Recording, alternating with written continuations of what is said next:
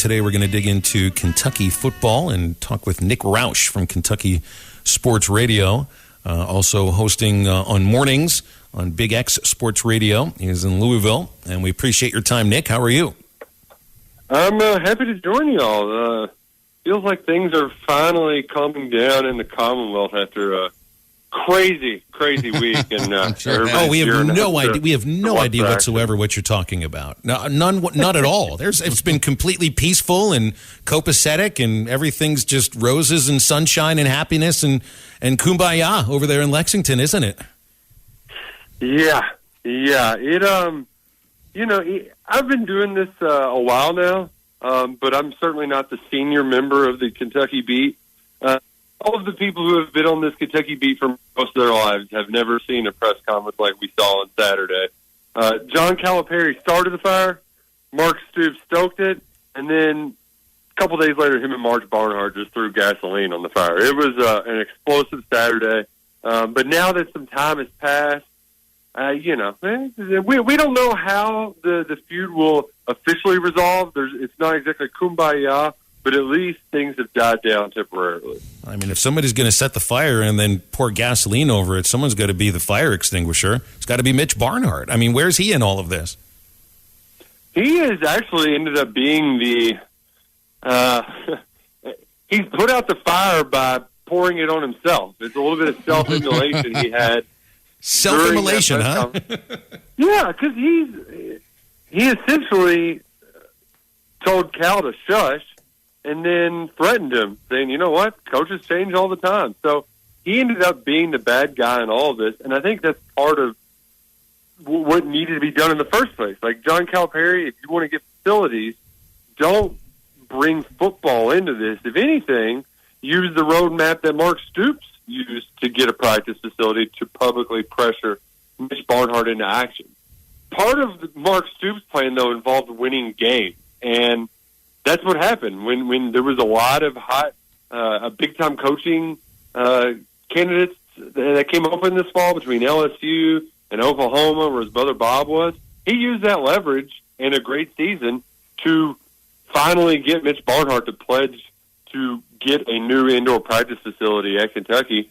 Calipari just poorly timed it and is trying to ask for new facilities after two of his worst years ever at Kentucky. So, but with all of this, the conversation around the Commonwealth did all kind of fall back on Mitch Barnhart and his poor choice of words throughout his press conference. He's kind of been made out to be the bad guy, and that's ultimately deflecting a lot of heat off of his two coaches. All right. Well, let's get into this football team here, because there is, there's such a thing as optimism, and Kentucky's ranking in the coaches poll in AP might reflect that optimism around the program, certainly. And then there's Chris Doering's prediction of 11-1, which is overly optimistic potentially. So to me, it feels like Kentucky's somewhere in the middle there. But this is a program that hasn't been in this position where they've been ranked in the preseason poll since I think I was 1 year old in 1978. So, I mean, they've got this momentum moving forward. Is this a year Kentucky can take another step forward? Yeah, Doering might be the only guy outside of the Commonwealth that's actually picking an 11-1 season. But you know what? It isn't the most outlandish take. If you believe that, maybe Hendon Hooker, we've seen the best of him. Maybe Spencer Rattler isn't all that he's cooked up to be at South Carolina. They got an iffy play caller. Florida's still early in their rebuild. They got two tough physical opponents right out the gate. Can they handle the punch in the mouth? And in Georgia, Kentucky played as well as anybody did against Georgia last year. Now, that still means they lost by 17, but you can see a world where Kentucky's gotten to this point under Mark Stoops. They've gotten respect because he was able to rebuild a program without a quarterback. He did it in the trenches. He did it the very difficult way, by running the football and playing defense. This is the first time he's had a quarterback as highly touted as Will Levis. Kentucky hasn't had a quarterback like this since 2007 when Andre Woodson was there. And they spent about half the season ranked in the top 15. Ultimately, they didn't have the depth that this Mark Stoops football team has. So you could see a world where crazy things happen, and, they could knock off Georgia. ultimately, though, I do think that there is a difficult. Let's face it, history's history for a reason. No Kentucky football coach has ever won at Knoxville and at Gainesville in the same season. If they do that, then playing in Atlanta is possible. But I will say that every person in that program right now, they have a belief in Will Levis, they have a belief in Mark Stoops, and really anything short of playing in Atlanta for the SEC championship will be a disappointment to this team. Mm-hmm. You bring up that Mark Stoops has really defined his tenure at Kentucky by building it through the trenches, right?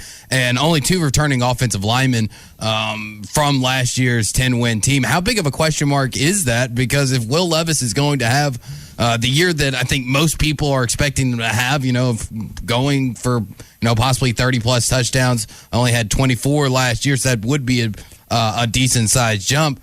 How big of a question mark is that front line, though? It really is only a question at one position, and that's left tackle. That's a pretty big one. But the center is a homegrown kid who is a midseason All-American in Eli Cox. He has become the unquestioned leader. And the Luke Fortner, who was picked 3rd round in the NFL draft last year, he's going to be the starting center for Trevor Lawrence. He thinks Cox is already far and away better than he was a year ago. They're good in the interior. They recruited well there. At right tackle, where they did have consensus All-American Darian Kennard, one of the best offensive linemen in program history, he's going to get replaced by a former 4-star prospect, Jeremy Flax, who could and probably should have played last year, but the old O-line coach was, for the lack of a better term, a hard ass. He didn't take to that coaching. He has since come to Rich Scangarella, has faith in him. It's the other left tackle that's at question. Now, there's a lot of talent there, just nobody's played. DeAndre Buford was a 4-star out of Detroit. The highest-ranked signee in Kentucky history, Keontae Goodwin, is a true freshman. I think ideally how they kind of keep the boat afloat is that you have a bunch of good tight ends. They can help in protection. DeAndre Buford kind of is steady, giving Goodwin enough time to start for maybe the second half of the season. So that is no doubt a question mark, but I do think that a worst-case scenario, they're going to be able to run the ball and use a bunch of tight ends and running backs to be able to provide Levis some more protection in the passing game. Nick, this is Clay Henry, and this is just kind of a general question. When you look at Kentucky now, it is blue-collar, it is toughness, physicality, and we've seen that, at Arkansas of late with Sam Pittman. Do you just imagine that Mark Stoops will just continue to roll out these teams that just are going to smash you and play tough? I mean, this wasn't going to go away, right? No, it's not. And part of the reason why is because there is such an affinity for the physical play in the trenches.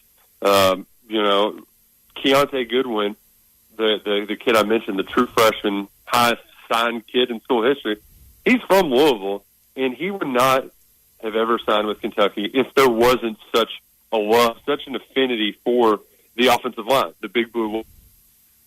Kentucky fans, it means a lot to the program, and now they've shown that they can do it on the other side of the line too, and on defensive line. Their top 8 guys average a 4-star rating. There's one 3-star guy and another 5-star. So, they've been doing very well over there. And who I don't like to make this comparison, but it's the only one that's available. Deion Walker was from Detroit. He's the same size as Jordan Davis from Georgia last year. He's come in, and they're already talking about starting him. And that was a guy who kind of got slept on in that class. So Kentucky's really put an emphasis on the trenches in recruiting. And that makes life on everybody else so much easier. I think they're going to be able to run through some holes that you and I could do. So the rest will take care of itself as long as they have a quarterback that receivers want to play for, their running backs want to play for, and they struck gold once in the transfer portal. If all goes well this year with Will Levis and he becomes a first-round pick, other guys that whether they're at Alabama or Ohio State or Clemson, other really, former 5-star guys, they're going to see that track record, and that's going to be the secret to keeping this train rolling for Kentucky. This has never happened at Kentucky. I mean, when you go back to the Mummy, Couch, all that was fluff. But this is like real big time. I mean, maybe, Jerry Claiborne and Bear Bryant, but this is like never happened where you had real football going on at Kentucky. Yeah. Am I imagining this, or is this what's happened? Well, and the thing was, too, for a while is Kentucky fans, how Mummy made us believe that you had to win with a gift. And it actually might have set the program back some, because folks were just resigning the fact that you got to have just an awesome quarterback, and you got to win with the net, and you got to win with a gimmick. And Stoops has proven that. I mean, over the last 6 years, 6 straight bowl games, 4 straight wins. They've got the longest non-conference winning streak in college football right now. So right now, things are teed up for momentum to continue. But then it goes back to what we originally talked about. It's making sure that Mark Stoops has enough support from the administration. He just got another, extension, got agreed to get more facilities, and then continuing to hire the right people. If there's going to be a significant question mark, they were able to keep Brad White. Brian Kelly really wanted him at LSU to be his defensive coordinator. That was huge. The other side of the coin, though, Rick Scangarella has an extensive resume, but there's still, 3 offensive coordinators in 3 years.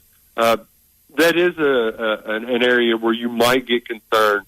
Okay, is this play caller going to be the real deal, or will Kentucky take a step back? That's one of those that you're never going to know until the ball is rolled out there.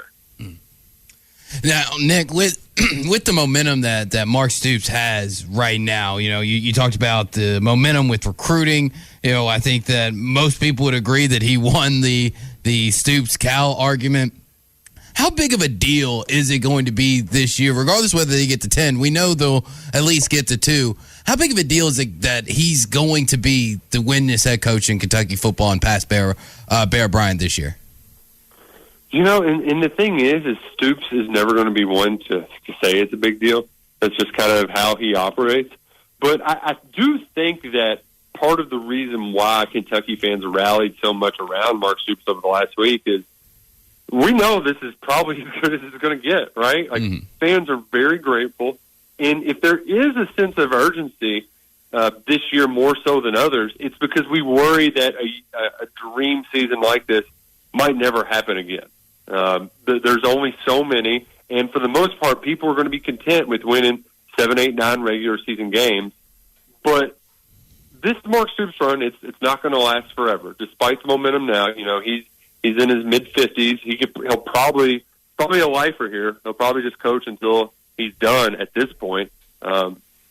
If the special seasons only happen every once in a while, and if Kentucky can get one of them, where they're playing in Atlanta or they're at the Sugar Bowl in New Orleans, fans, there's going to be a statue built of Mark Stoops. I can assure you that. BetOnline is the fastest and easiest way to wager on all your favorite sports, contests, and events with first-to-market odds and lines. Find reviews and news for every league, including Major League Baseball, NFL, NBA, NHL, combat sports, esports, and even golf. BetOnline continues to be the top online resource for all your sports information, from live in-game betting, props, and futures. Head to BetOnline today or use your mobile device to join today and make your first sports bet. Use our promo code BELIEVE50 to receive your 50% welcome bonus on your first deposit. That's BELIEVE, BLEAV 50. That's BELIEVE, BLEAV 50. Bet online, where the game starts.